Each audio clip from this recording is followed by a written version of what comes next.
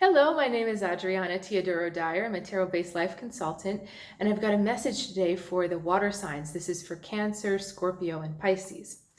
So the energy surrounding you this week, we've got the Nine of Wands, vigilance. This is the card about staying alert and keeping your wits about you, staying observant. So I'm not saying be paranoid because that's not a very fun way to spend your week. But I'm saying really stay open, keep your eyes open, listen, keep your senses engaged. Don't fall into complacency because there's something that you're going to need to pay attention to. Another way to read this, which is striking me, is that this is a card asking you to stay grounded. And not grounded in the sense of practical, but grounded in the sense of you're present in the moment and you're really, really engaged with what's going on. The way you feel in this energy, you feel kind of good. You've got the star going on. So you're feeling reconnected and revitalized. You feel like everything's working out. It actually almost feels blissful and very peaceful. And normally I would say that's a good thing, but because we've got this Nine of Wands behind it, I would say don't get so lost in that bliss that you shut your eyes and you're suddenly not engaged with the world around you, because something wants you to look beyond just your inner feeling. So your advice is very, it's very powerful and very specific. So we've got the Two of Cups, we've got the Emperor, and we've got the Moon. So for many of you, this is talking about your partnerships. It may be talking about your relationship with yourself, but as this is for a water sign reading, we're going to go with the relationships idea. So we've got the Two of Cups, the promise of a mutually beneficial relationship where there's mutual respect, there's mutual give and take, there's flow, and it's very symbiotic.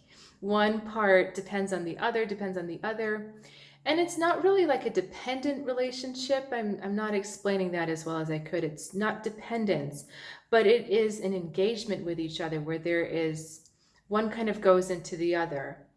And it's interesting because we've got these two cards kind of pulling against this. So for some of you, what's going on is that there's an element of control in the relationship that is the undercurrent that you're not quite seeing, or you're not willing to see, or not willing to address. We've got the Moon card, which talks about deception. So you're kind of fooling yourself here. We explore the energy of this card a bit more. It's very ego-centered and it's very me-centered, and it's very not just this is what I want, but this is how the world needs to react to me so I get what I want. It's not a card of give and take. It's not a card of compromise. It is not a card of even dialogue or discussion. This is kind of like, it's like a dictator energy. This is the way it has to be because I'm the one in charge. I'm the one in control. And so there's an undercurrent of this in one of your relationships or partnerships. And this is a bit of a problem. Again, because in this relationship that is very important to you, we want to have that interchange of love. We want to have that give and take of mutual benefit. If one is doing all the taking, our Emperor here, we can't have that flow, and we can't have that emotional, deep engagement with the other person because we're just not kind of on the same page emotionally with them. We're not even in touch with them because all we're thinking about is our own desires, our own wishes, and our own needs getting met. So, this is a deep thing. Water signs, I love you guys because you're the deepest sign. You can go to depths that other signs cannot go. But this is really, really, like I was saying before, this is something to be alert to. This is almost a warning for some of you because this undercurrent of control seems like it's creating something that it's not. And if you have the undercurrent of control in your relationships, that's really fear-based. That's not love-based. And love is what sustains and nourishes us and what we really need to thrive. Fear is not going to do that for you in the long run.